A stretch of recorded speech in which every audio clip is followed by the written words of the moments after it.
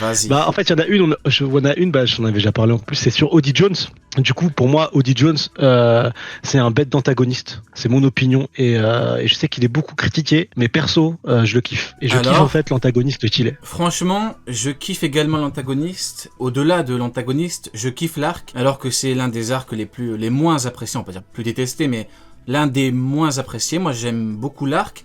J'aime beaucoup le personnage, mais je pense que beaucoup n'ont pas aimé Odie Jones parce que lui et son groupe, en termes de niveau, beaucoup n'ont pas ressenti le danger vis-à-vis de lui. Alors qu'en vrai, Punk Hazard, t'avais César, Il y et en avait vrai, les de vrai, jumeaux. c'est pareil. Et oui, Il y avait les jumeaux sniper. oui. Et bah du coup, pareil en vrai, César, il est pas trop apprécié parce que il ne dégageait pas beaucoup de puissance, alors que Doflamingo, voilà, t'as un éveil, t'as un truc de ouf. Mais en vrai, moi j'aime bien Odie Jones. Je sais pas ce que vous en pensez. Ou Ken, ton avis là-dessus? Moi, franchement, rien de Non, particulier contre lui. hier on en a parlé un petit peu. Moi, ce que j'avais dit, c'est que Odie Jones, ça va. Moi, c'est quand même un personnage que j'apprécie. Surtout quand j'ai découvert l'arc, parce que là, au jour d'aujourd'hui, quand on repense à Odie Jones, forcément, on se dit que c'est pas un grand antagoniste par rapport à ce qu'on a eu après. Mais quand tu découvres l'arc et que tu découvres le personnage, bah, c'est ce que Sony avait dit hier. Il avait dit en gros que c'était quelqu'un qui n'aimait pas les humains et tout pour aucune raison. En gros, il avait rien vécu de ce que les personnes qui détestent les humains pour une certaine raison ont vécu, comme les Fisher Tiger, tout ça. Donc c'est un personnage qui est assez intéressant. Maintenant, voilà, hein, c'est un personnage qui reste intéressant, mais si on doit faire un top 10, je pense qu'il est dixième. Après, faut également se dire que il arrive après Marineford. Donc, il arrive après Barbe Blanche, Akainu niveau... Bon, j'arrête avec les niveaux Yonko. Akainu, les amiraux, les commandants, Miyo... J'avais dit que j'arrêtais. Voilà, il vient après beaucoup de personnages emblématiques. Et toi, du coup, Ryu, ton avis un petit peu sur Odie Jones dans le chat, n'hésitez pas à participer. Hein. Niveau dangerosité, il avait quand même son minimum de danger, vu qu'il a fait perdre énormément de sang à Luffy. Mais après, il était là juste pour se faire rouler dessus, hein, juste pour montrer la nouvelle puissance des Mugiwara. Comme son équipage en vrai. Hein. Son équipage, c'est vrai qu'ils étaient là pour...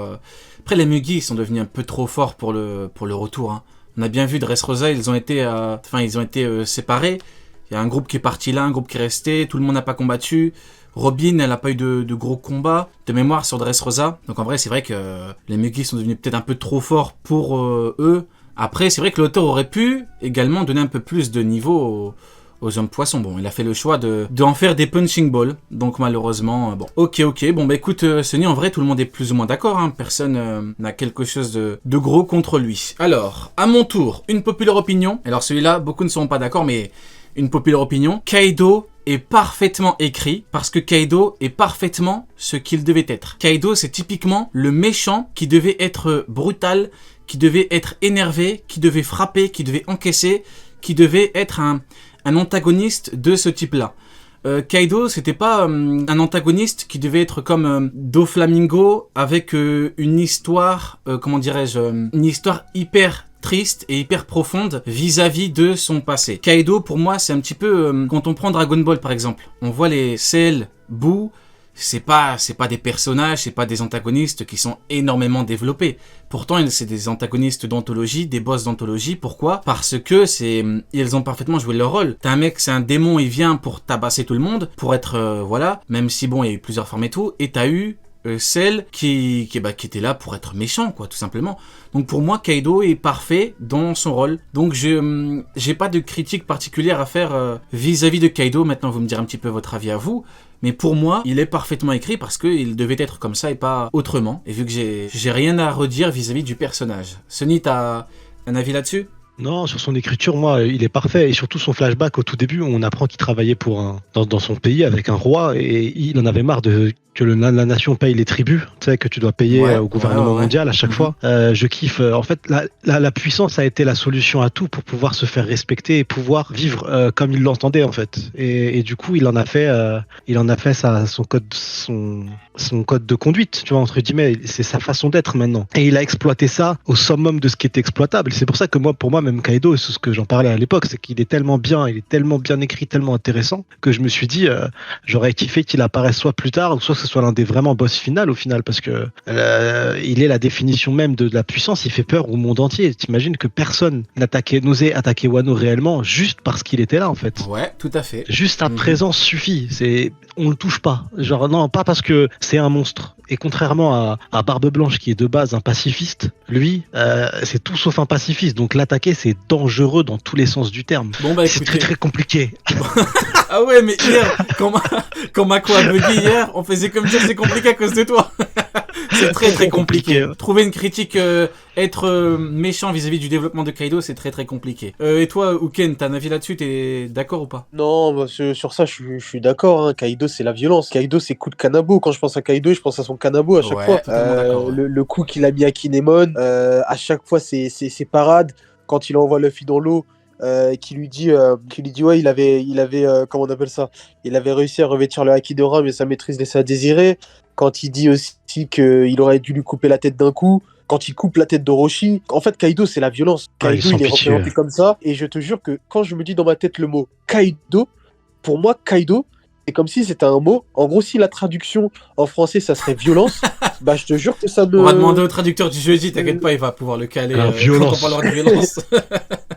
Bon bah écoute, ouais. Non, bon. si Kaido, ça voudrait dire combat ou violence, moi, ça me paraîtrait vraiment très cohérent. Et toi, du coup, Ryu, ton avis un petit peu sur le développement de Kaido? J'ai beau chercher, je lui trouve pas de défaut. Bon, aucun défaut, rien du tout, rien Et, à redire sur l'écriture? Non, faudrait voir si jamais il revient, qu'est-ce qu'il va faire et tout, mais je fais confiance à Oda là-dessus. Et je voulais dire qu'il aurait pu être encore plus intéressant et il aurait pu être encore meilleur dans l'écriture s'il n'était pas trop lié aux Rocks. Le problème, c'est qu'on était limité dans les flashbacks parce que il était trop proche des Rocks et les Rocks, Xebec vont être un élément important pour la fin du manga et donc du coup il était bridé. On a eu très peu d'éléments, on a vu très peu de choses. Mais comparé à un Doflamingo, on a pu avoir un flashback complet de A à Z, mais vraiment complet, détaillé.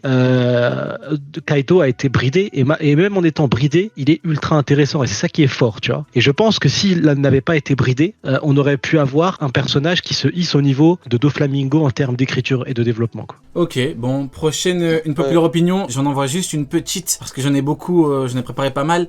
Les mecs, Rayleigh Prime, pas le Rayleigh vieux, mais le Rayleigh Prime, Peace, matin, midi et soir, sur Sengoku Prime. Même pas le Sengoku vieux, hein, le Sengoku Prime, Je suis Rayleigh archi pas Prime d'accord. lui pisse dessus. Je Dis-nous suis tout. archi pas d'accord. Dis-nous Parce tout. que t'as oublié le goûter. Petit matin, midi, soir. Ah, le gamin, j'y ai cru. Ah, mais Ah, le gamin, j'y ai cru. Moi, j'y ai cru, je me suis dit, bah attends, qu'est-ce qui se passe? Ah, l'enfoiré, je me suis dit, ah non, il va me sortir, ah non, il est niveau Yonko, peut-être. Non, mais bon, en vrai de vrai, je pense que tout le monde sera d'accord. Rayleigh Prime, il le pisse dessus. Je pense que les anglophones ont trop, comment dirais-je, je sais pas comment c'est possible, mais il y a beaucoup de gens qui sont persuadés que ce mec-là, genre, lui donne le combat de sa vie à Rayleigh Prime, alors que jamais de la vie, un mec qui se chie dessus devant Shiki qui a besoin de Garp prend Rayleigh Prime un contrat. Jamais de la vie.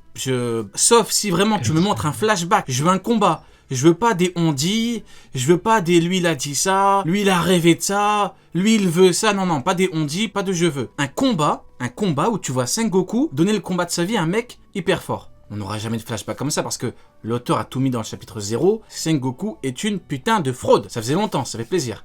Uken, t'as un avis là-dessus? Moi, ce que je pense par rapport à ça, je pense vraiment que pendant l'ère de Roger et tout, c'est pas Garp en fait qui combattait Roger, c'est Garp et Sengoku qui combattaient Rayleigh. Et Roger, lui, il regardait Qui tous les légendes qui sont créées comme ça.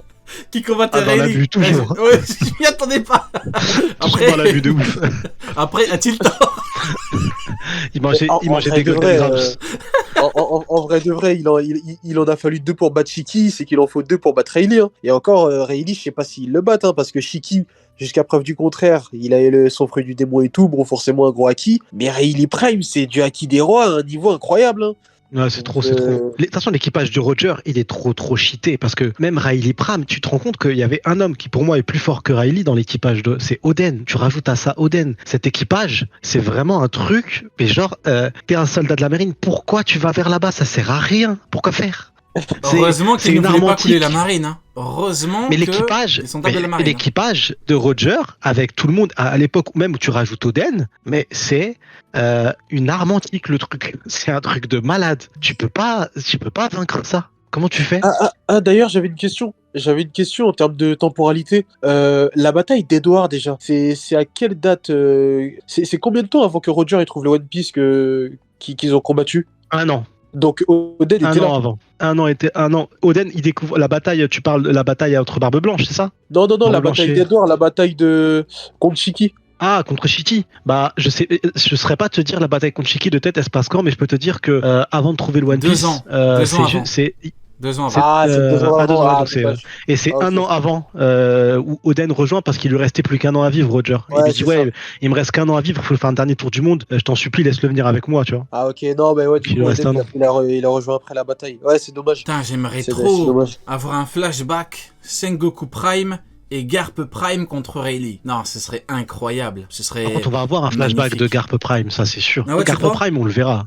Bah, la contre bataille H d'argent, de contre Wangzi. Contre la Wangzi.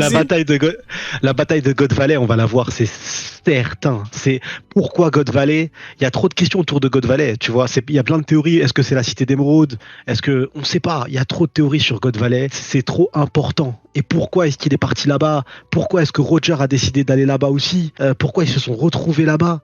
Alors en plus, l'élément le plus important, j'ai toujours pas de réponse. C'est ouf. C'est quand on te dit, et c'est Goku, c'est 3 ans Son avant, Goku pas qui 2. dit ça. 3 ans avant, pas 2, ouais. C'est Goku qui nous sort ça et qui nous dit qu'en gros, ils ont aidé les Tenryobito et leurs esclaves. Je dis, mais comment ça, Roger, il a aidé des Tenryobito Il s'est passé une dinguerie sur cette île. Ouais. Je veux savoir. Mhm. Et Oda, il est obligé de nous montrer. Et c'est là qu'on va découvrir Xebec pour la première fois. Et c'est là qu'on va se dire, mais c'est quoi ce monstre? C'est là qu'on C'est va quoi ce découvrir truc la puissance de Bah, Peter l'être. Moo. Je pense que là, on va découvrir l'être le plus puissant de tout One Piece. Avec Peter Moo. T'as dit quoi? Je te jure que j'allais faire une blague avec Peter Ah Moo. ouais? Ah, j'ai été trop vif. Peter Moo, le grand. L'homme qui a combattu d'égal à égal. Le grand Garp. Et toi, Ryu, quel est ton avis là-dessus? Est-ce que Sengoku Prime pisse sur... non, il pisse sur personne, Sengoku Prime. Par lui-même, peut-être. Est-ce que Rayleigh Prime détruit Sengoku ou pas? Ou est-ce que, voilà, il lui donne le combat de sa vie? Sengoku, soit il appelle à l'aide, soit il fait des claquettes. Soit il appelle à l'aide. T'imagines? Bah, en vrai de vrai, il appelle Garp comme il a appelé Garp pour Shiki. Hein. En vrai de vrai, il n'y a C'est ça. rien de choquant. Les amiraux, ils savent pas. Les Non. amiraux, c'est pas des mecs. C'est Aramaki, encore une fois, je suis désolé de le tirer dessus là, mais c'est simple. Il a dit la phrase, c'est pas le moment d'attaquer Shanks. Forcément, parce qu'il est tout seul. Regarde, là, t'as un amiral qui va vers un empereur. Son premier réflexe avant d'arriver, c'est tout le monde vient, s'il vous plaît. Tout le monde. Tout le monde. Kizaru. Mhm. Ouais, c'est pour ça que je te dis, les amiraux, c'est jamais du 1v1 de toute façon, ils savent pas faire. Ok, Ils sont bon, pas bah, assez écoutez, forts de toute façon. tout le monde est d'accord, même dans le chat, il y a personne qui considère que Sengoku donne le combat de sa vie à Rayleigh. Bon, bah écoutez, ok, hein, parfait. Hein. Bon, en même temps, j'ai envie de vous dire,